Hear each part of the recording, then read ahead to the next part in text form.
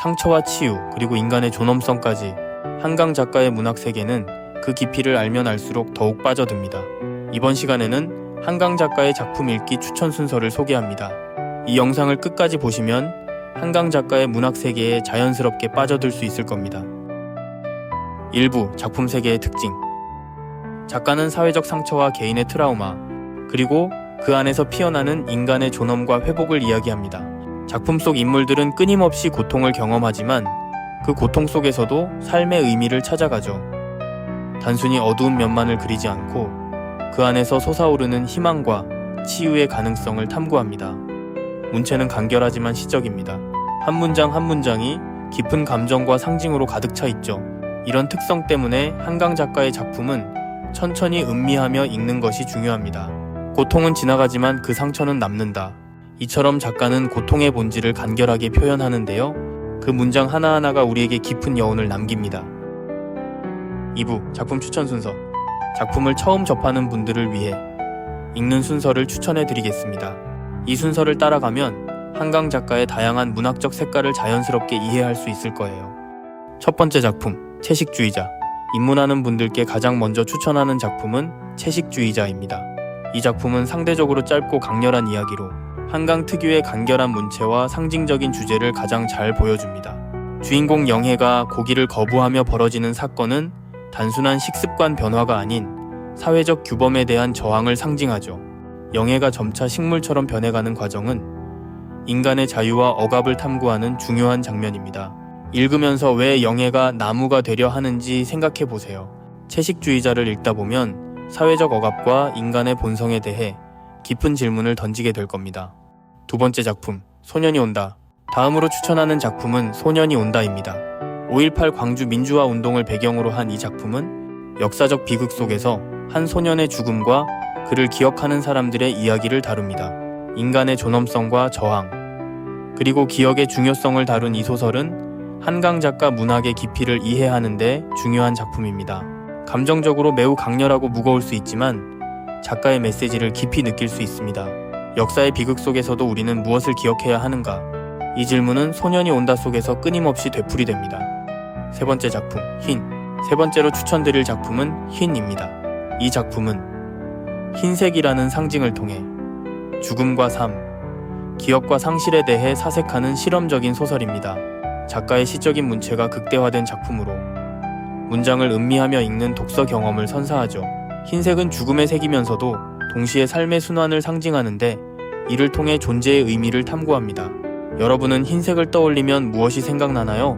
한강 작가는 흰색을 통해 삶과 죽음의 경계를 탐구합니다. 흰흙을 읽으면 평범한 색조차 다르게 보일 거예요. 네 번째 작품, 히라버 시간. 다음으로는 히라버 시간을 추천합니다. 이 작품은 언어와 소통, 그리고 소통의 부재가 인간의 감정에 미치는 영향을 탐구합니다.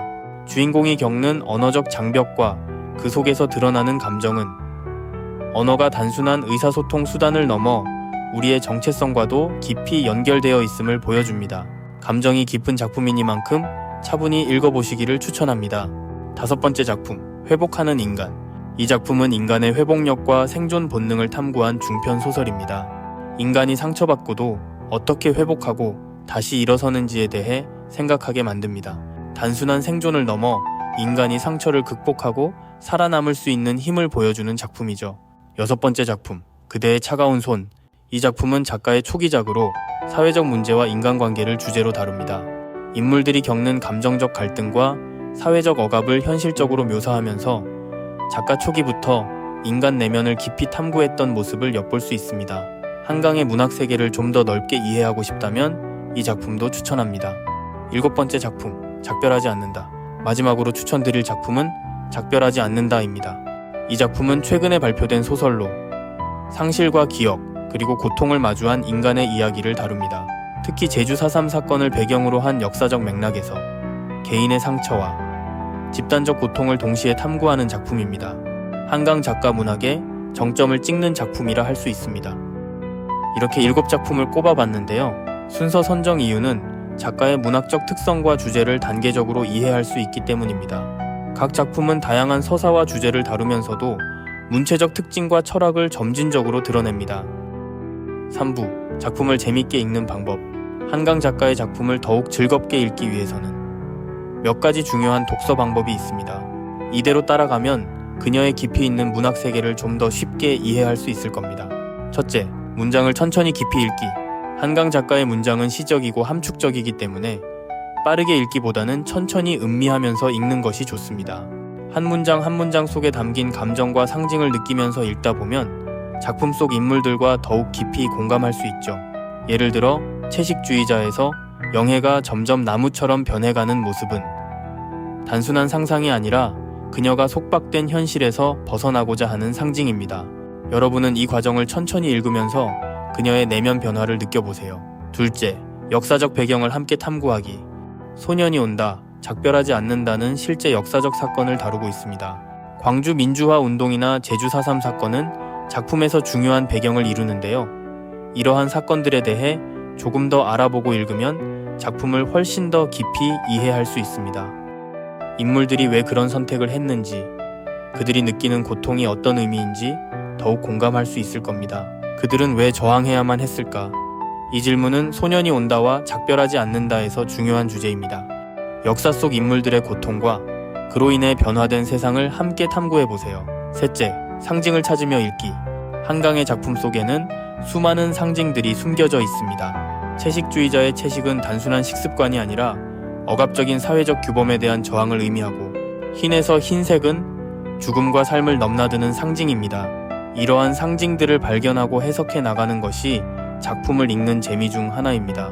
여러분도 읽으면서 숨겨진 상징을 찾아보세요. 영해의 변화나 흰색이 가진 의미는 무엇일까요? 상징을 찾는 과정이 작품을 더 깊이 있게 만드는 열쇠가 될 거예요. 4부 마무리. 한강 작가의 작품은 한번 빠져들면 헤어나오기 힘든 깊은 매력을 지니고 있습니다. 상처와 치유, 죽음과 삶을 넘나들며 인간의 본질을 탐구하죠. 이번 영상을 통해 여러분도 한강 작가의 작품에 대한 이해를 넓히고 글을 읽을 때 도움이 되셨으면 합니다. 작품을 읽어보지 않으셨다면 새로운 독서 여정을 시작해보세요. 이상 요즘 필수였습니다.